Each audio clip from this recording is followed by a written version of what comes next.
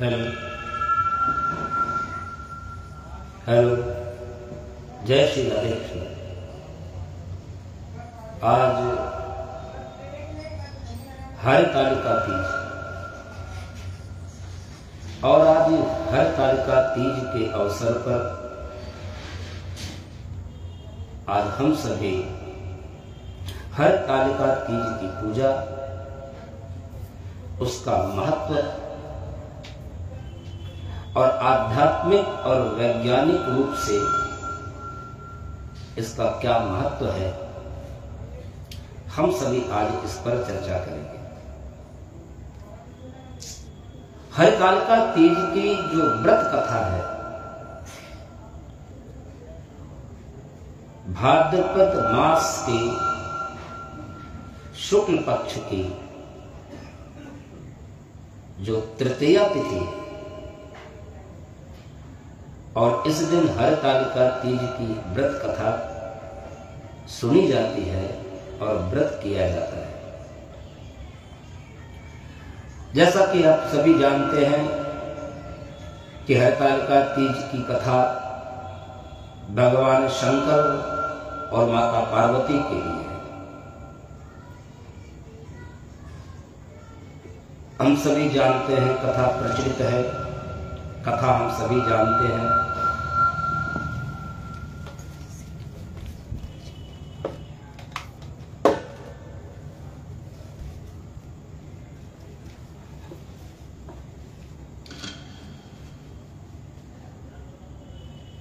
कि भगवान शंकर को प्राप्त करने के लिए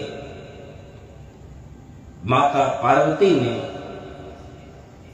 व्रत किया, निराहार व्रत किया और उस व्रत के प्रभाव से माता पार्वती भगवान शिव को प्राप्त हुई।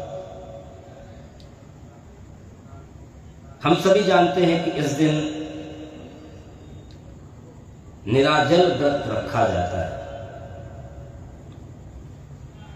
और यही एक ऐसा व्रत है जो निराजल रखा जाता है, 24 घंटे का, बिना अन्न और जल। हमारे हिंदू परंपरा में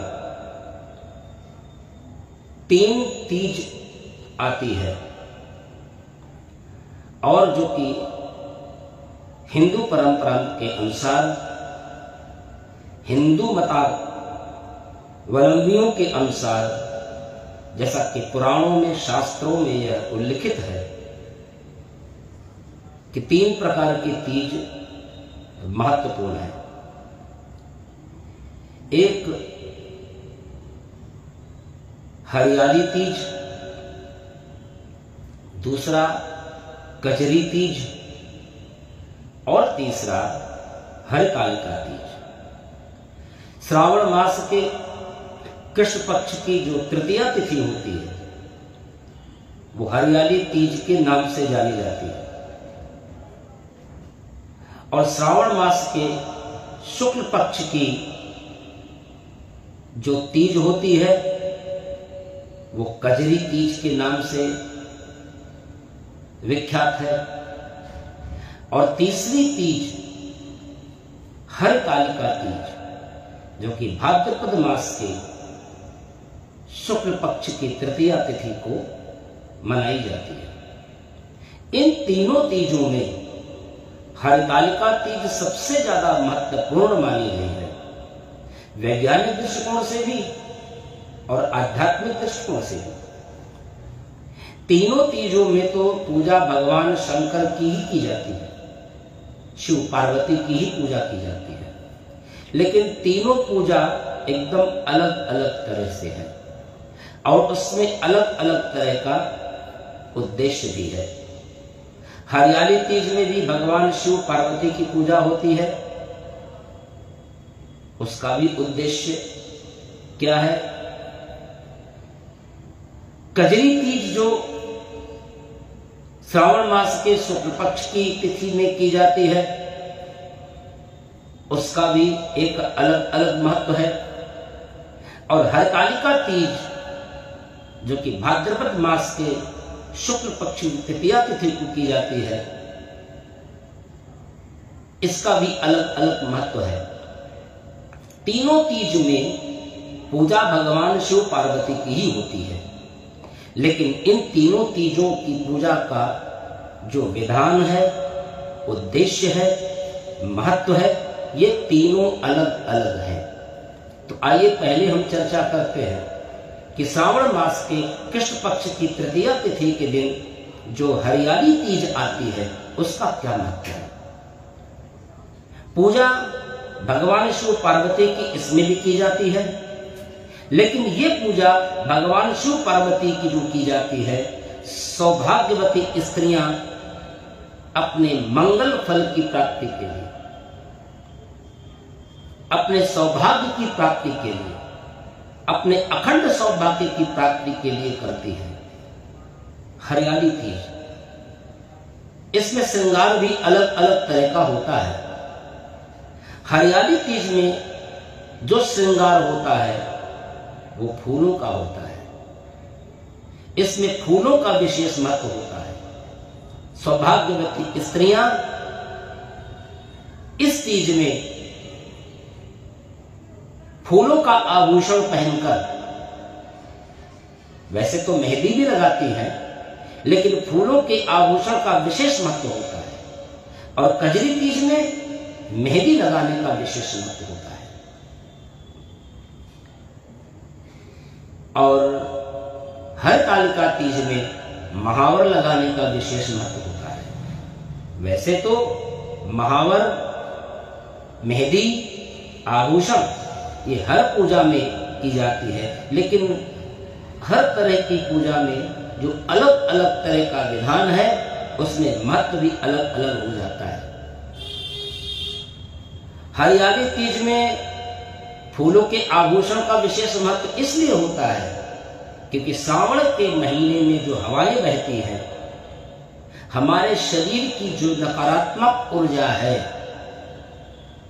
जब वो श्रावण के महीने में जो मंद मंद हवाएं, सुगंधित हवाएं जो चलती हैं, हमारे शरीर की नकारात्मक ऊर्जा को समाप्त कर देती है। इसीलिए तो सावन के झूले का बड़ा महत्व होता है, क्योंकि इसका संबंध कानों से होता है। फूलों का आभूषण जब सौभाग्यवती स्त्रियां माथे की बिंदिया, कानों का कुंडल, नाक की नथनी और गले का आभूषण, हाथ का कंगन और पैरों में पायल पहन करके जब सावन का झूला झूलते हैं, तो कानों के माध्यम से जो सकारात्मक ऊर्जा का संचार होता है, जब हवा के झोंके से हमारे कानों के अंदर जो सकारात्मक ऊर्जा प्रवेश करती है, तो हमारे शरीर के अंदर की जो नकारात्मक ऊर्जा है, उसको निकालकर बाहर कर देती है। कानों का संबंध सीधा मस्तिष्क से है और मस्तिष्क का संबंध नाक से है, और नाक का संबंध सीधे आपके मुख से है। इसलिए फूलों के आभूषण का विशेष महत्व हो जाता है। कजरी तीज में मेहंदी का महत्व अत्यधिक हो जाता है, क्योंकि मेहंदी, आपके पैरों में बेवाइयां फटी हो, हाथों की स्किन आपकी गड़बड़ हो रही हो, तो पत्ती वाली मेहंदी घिस करके आप लगा लें, चर्म रोग से आपको राहत मिलेगी। तो जो सकारात्मक ऊर्जा चर्म रोग की जो समाप्ति का जो संभावित प्रभाव देती है, वो मेहंदी है। इसीलिए स्त्रियां मेहंदी लगाती हैं। वैसे तो मेहंदी हर पूजा में लगाई जाती है, लेकिन बरसात में, खास तौर पे सावन के महीने में मेहंदी अवश्य लगाना चाहिए। और हरतालिका तीज में महावर लगाने का महत्व क्या होता है कि महावर लगाने से पैरों की फटी बीमारियां भी ठीक हो जाती हैं, क्योंकि हमारे शरीर की जो ऊर्जा हमारे शरीर में जो प्रवेश करती है वो पैर से करती है। इसलिए महावर पैरों में लगाया जाता है, हाथों में महावर नहीं लगाया जाता। और खासतौर पे महावर एड़ियों में लगाना चाहिए।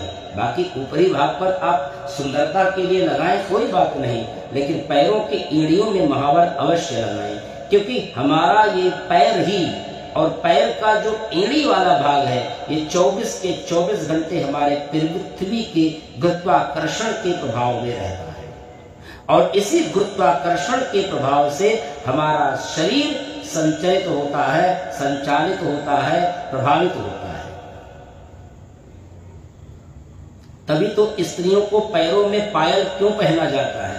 पैरों में पायल इसलिए पहना जाता है कि हमारे शरीर के अंदर पैरों से होते हुए जो ऊर्जा का संचार हो रहा हो, उस ऊर्जा का ह्रास, यानी कि वो ऊर्जा फिर पृथ्वी में जाकर समाप्त न हो जाए, वो बनी रहे।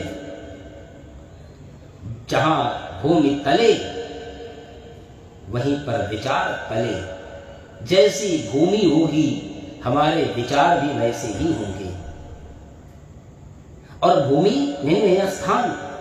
किसी भी चीज में आप जाइए, स्थान, वातावरण और काल का विशेष महत्व होता है।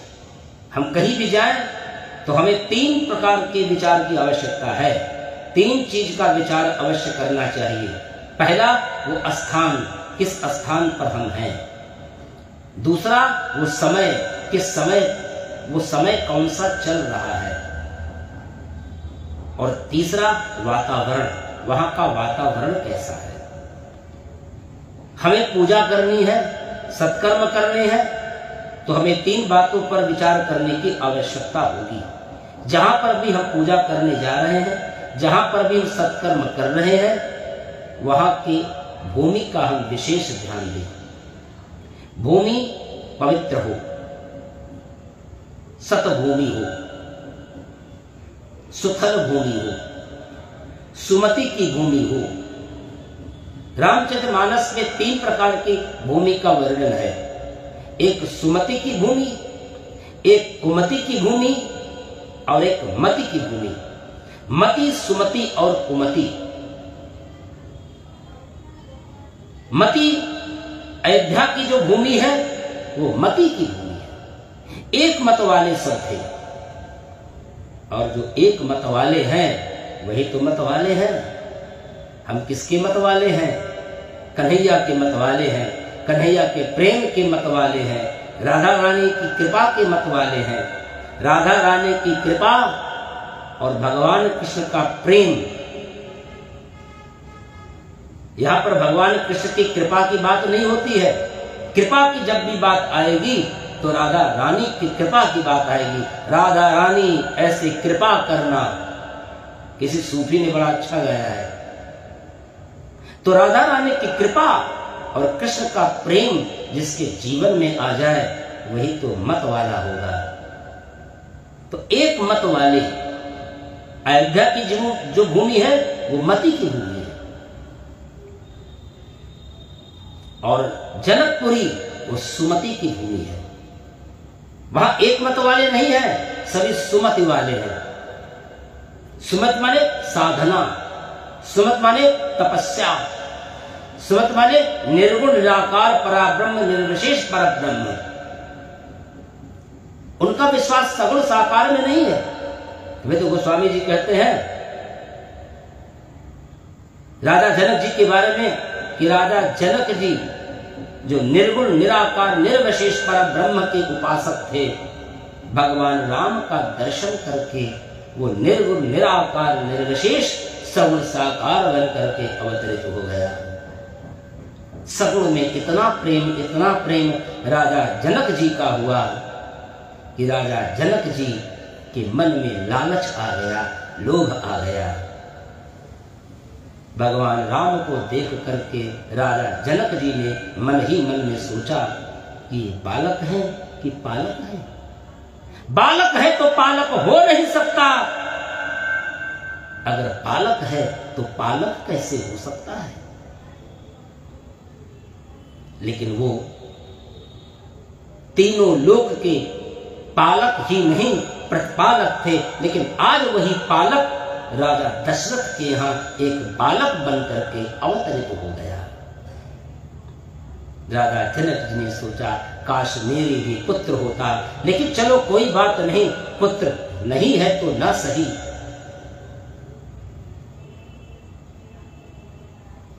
मेरी पुत्री का पालक तो बन सकता है, पति बन सकता है, दामाद भी बालक के समान, बेटे के समान ही होता है। तो सुमति की भूमि और लंका कुमति की भूमि, लेकिन लंका सुमति और मति की भूमि में भी अंतर है। अयोध्या भले मति की भूमि है, लेकिन एक कुमति भी मंथरा जैसी हो सकती है। लंका भले कुमति की भूमि है, लेकिन विभीषण जैसे एक पात्र की पराकाष्ठा है, जो कि कुमति में भी एक कोई सुमति वाला भी पल सकता है। तो तीन चीजों का बड़ा महत्व होता है, भूमि, देशकाल और वातावरण। समय कैसा चल रहा है, कभी कभी पूजा के लिए भी समय ठीक नहीं रहता, जैसे रात्रिकाली की पूजा। और वातावरण का निर्माण वहां के लोगों के मत के अनुसार होता है। ये आपकी भूमि का ही प्रभाव है। आप किसी पार्टी में चले जाओ तो वहां पर आप देखो आपका मन क्या कहने लग जाएगा, और किसी मंदिर में चले जाओ तो वहां पर आपका मन क्या करने को कह जाएगा। व्यक्ति वही है, मत वही है, लेकिन वही व्यक्ति अपना मत लेकर जब पार्टी में जाता है, मनोरंजन के स्थान पर जाता है, पिकनिक स्पॉट पर जाता है, होटलों रेस्टोरेंट में जाता है, बुरे अनाप शनाप जगहों पर जब जाता है तो मत बदल जाता है। लेकिन वही हम जब थिएटर में चले जाएं, पिक्चर हॉल में चले जाएं, तो वहां पर हमारा मत कैसा हो जाता है। तो वो भूमि का महत्व है, पैर का महत्व है। इसीलिए हरतालिका तीज में महावर के लगाने का विशेष महत्व हो जाता है। तो हरियाली तीज, हरतालिका तीज और कजरी तीज, ये तीन तीज हिंदू मान्यताओं में विशेष स्थान रखती है। ये तीनों तीजों का बड़ा महत्व होता है। तो हरियाली तीज भगवान शिव पार्वती की पूजा हम इस कामना के साथ करते हैं कि हमारा सौभाग्य अमर रहे, हमारा सुहाग अमर रहे। लेकिन सुहाग अमर रहेगा कब? जब आपका सुहाग होगा। उस सुहाग को प्राप्त करने के लिए हरितालिका तीज का व्रत रखा जाता है। और कजरी तीज मंगल कामना के लिए, हमारे जीवन में मंगल ही मंगल हो, शरीर के मंगल की कामना। इसलिए इन तीजों के व्रतों का जो महत्व आध्यात्मिक रूप से तो है ही, वैज्ञानिक रूप से भी होता है। और इन्हीं तीजों में सबसे जो महत्वपूर्ण तीज होती है वो हरतालिका तीज इसलिए होती है क्योंकि यही एक ऐसा व्रत है जो 24 घंटे का निराजल व्रत रखा जाता है। 24 घंटे एक बूंद पानी नहीं पिया जाता। इसका भी एक वैज्ञानिक दृष्टिकोण भी है, इसका एक वैज्ञानिक कारण भी है। इसका वैज्ञानिक कारण यह है कि जब शरीर में 24 घंटे ना अन्न का एक टुकड़ा जाएगा, ना पानी की एक बूंद जाएगी, तो हमारे शरीर के अंदर के जितने विषाक्त पदार्थ हैं वो सारे विषाक्त पदार्थ समाप्त हो जाएंगे। हमारा शरीर, स्थूल जो शरीर है वो शुद्ध और निर्मल हो जाएगा।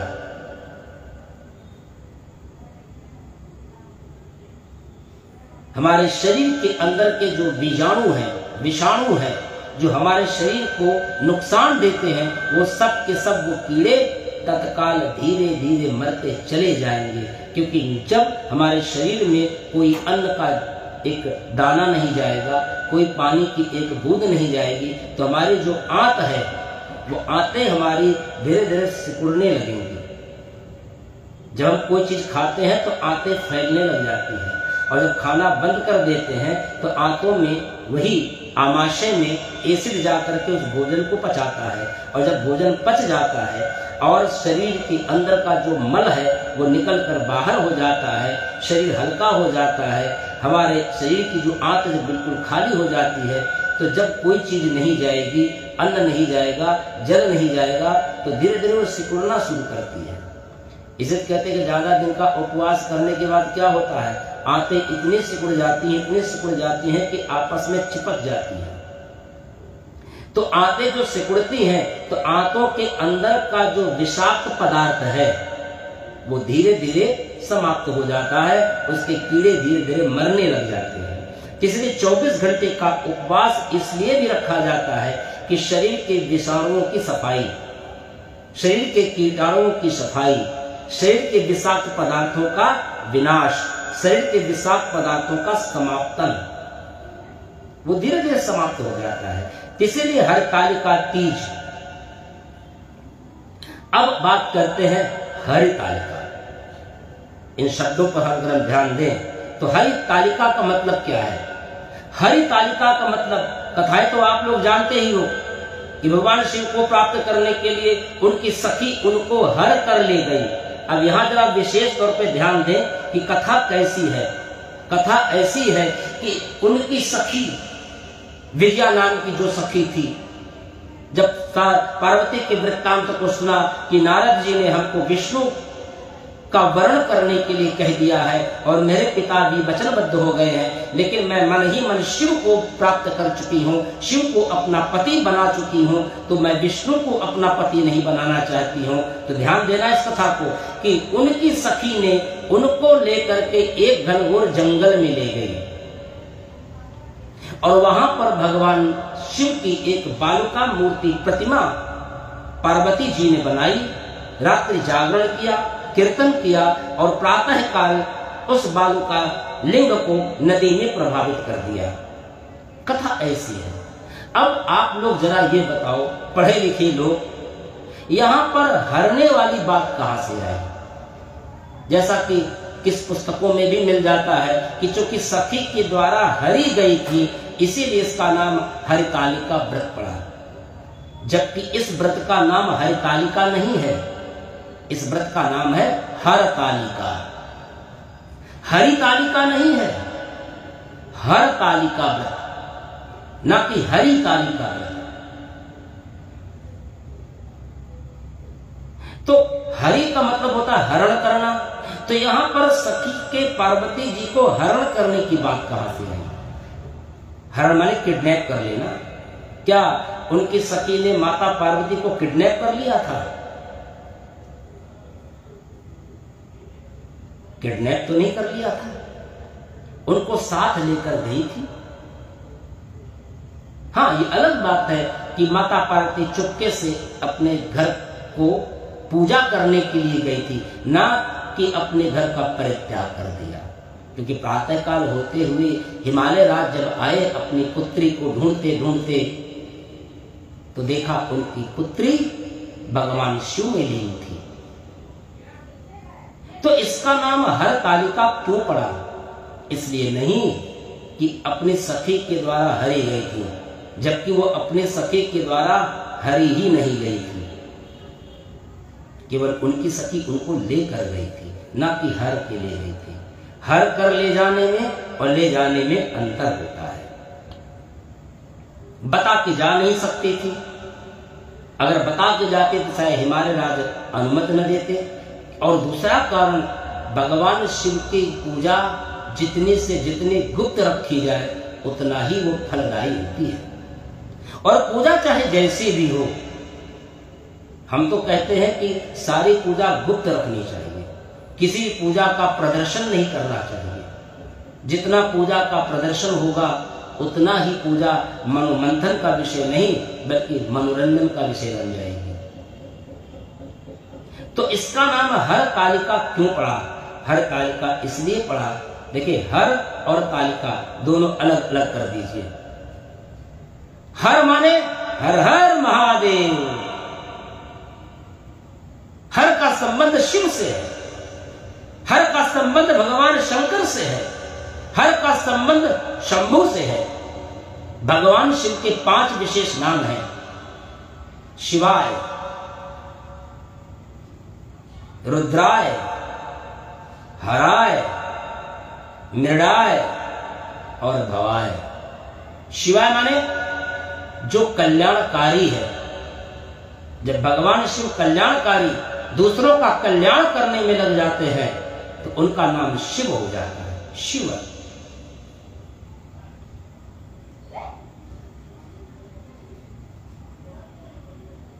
और जब भगवान शिव असंभव को संभव बना दे तो उनका नाम भवाय। भव माने हो जाना, असंभव को संभव जो कर दे वही शंभो है। और हराय, जो हमारे पापों का हरण कर ले, हमारे दुखों का हरण कर ले। हरण करने वाला, हरने वाला, हमारे दुखों को हरने वाला वो कौन है? हर हर महादेव है, देवों के देव महादेव। और हमारे पापों को जब नष्ट कर दे, जला दे, तो मृडाय हो जाते हैं। और द्राय, जब हमारे अंदर के जो दुष्ट, हमारे अंदर के जो अघ बैठे हैं, जो दुष्ट प्रवृत्तियां हैं, हमारे अंदर की जो बुरी भावनाएं हैं, हमारे अंदर की जो कुभावनाएं हैं, उनको जो मिटा दे तो वो रुद्राय है। बिना आग में जले सोना कुंदन नहीं होता। सोना तो वैसे कच्चा जो होता है ना, बिल्कुल लाल होता है, तांबे के आकार का होता है, देखने में सुंदर नहीं होता। लेकिन सोने को जितना आग में गलाया जाए, तपाया जाए, पीटा जाए, तो उतना ही सोने में चमक आती जाती है। तो हर और तालिका, तालिका का क्या अर्थ होता है? तालिका के कई पर्यायवाची हैं। तालिका का मतलब सूची भी होता है, तालिका का मतलब क्रमबद्ध भी होता है, और तालिका का एक अर्थ संबंध भी होता है। भगवान हर से जो संबंध है वही हर तालिका है। और भगवान हरि से, भगवान हर से माता पार्वती का कौन सा संबंध है? प्रेम का संबंध है।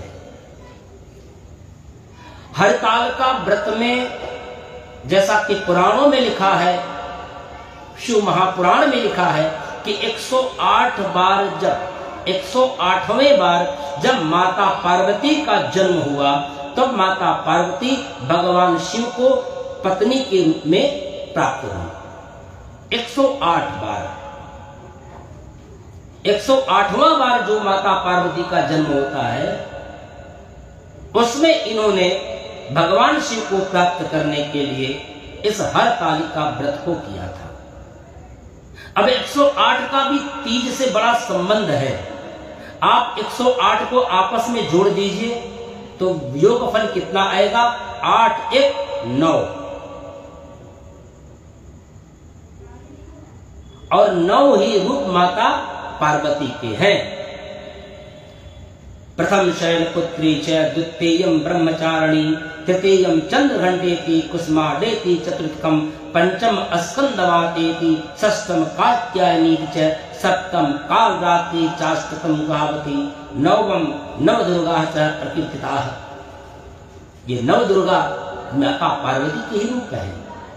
9 रूपों में माता प्रकट होती है और भक्त को अभय प्रदान करती है, भय मुक्त कर देती है। तो इस 9 का भी संबंध माता पार्वती से है। और इनको 3 भागों में डिवाइड कर दीजिए। क्यों? एक हरतालिका तीज, एक हरियाली तीज और एक कजरी तीज। ये 3 तीज हुए। इसीलिए तृतीया तिथि का भगवान शंकर से सीधा संबंध हो जाता है। 3 तीज हो गए और माता के 9 रूप हो गए, तो 108 8 1 9। इसलिए 108वें अवतार में माता पार्वती का जो प्रादुर्भाव हुआ, माता पार्वती का जो जन्म हुआ, वो शिव को प्राप्त हुआ पत्नी के रूप में। तो इस प्रकार से बंधुओं, हरतालिका तीज का व्रत हम भगवान शिव और माता पार्वती के रूप में मनाए। ये व्रत कुंवारी कन्याओं को सुयोग वर की प्राप्ति कराता है और जिन माताओं का विवाह, जिन बहनों का विवाह है, उनके पति के दीर्घायु की मंगल कामना के लिए ये हरतालिका का व्रत रखा जाता है। यही एक ऐसा व्रत है जो कि सुहागन स्त्रियां भी रहती हैं और कुंवारी बेटियां भी रहती हैं। वरना तो आगे का जो व्रत है, हरियाली तीज सुहागन स्त्रियों के लिए है, कजरी तीज भी सुहागन स्त्रियों के लिए है और हरतालिका तीज सुहागन और कुंवारी दोनों के लिए व्रत है। तो इस दृष्टिकोण से भी इस व्रत का महत्व बढ़ जाता है कि हरियाली तीज सुहागन स्त्रियों के लिए, सुहाग के मंगल की कामना के लिए, कजरी तीज सौभाग्य की कामना के लिए, अपने और पति दोनों के लिए, और हरियाली तीज केवल पति के लिए, कुंवारी स्त्रियों को पति प्राप्त करने के लिए हरियाली तीज का व्रत किया जाता है। तो हरियाली तीज अन्य तीजों में इसलिए महत्वपूर्ण हो जाती है क्योंकि यही एक ऐसा व्रत है जो 24 घंटे का निराहार निराजल व्रत रखा जाता है। क्योंकि निराहार व्रत रखने से हमारे शरीर के अंदर के जो विषाक्त पदार्थ हैं वो नष्ट हो जाते हैं, हमारा शरीर स्थूल हो जाता है, हल्का हो जाता है, सुयोग्य हो जाता है और सुपाच्य हो जाता है। और दूसरे दृष्टिकोण में इस व्रत का महत्व इसलिए ज्यादा हो जाता है, इसी व्रत को कुंवारी कन्या भी रह सकती है और सुहागन स्त्रियां भी रह सकती है। तो बंधुओं, ये थी हरतालिका तीज की कथा। इसका वैज्ञानिक कारण और इसका एक आध्यात्मिक कारण हमारे जो जीवन में है। इस मंगल कामना के साथ कि आपका ये व्रत सुख सौभाग्य की वृद्धि करे, आपकी मंगल कामना हो, आपका सुहाग अमर रहे और कुंवारी कन्याओं को भी अपना मनोवांछित वर की प्राप्ति हो। इसी शुभकामनाओं के साथ हरियाली तीज की आपको ढेर सारी शुभकामनाएं। जय श्री राधे कृष्णा।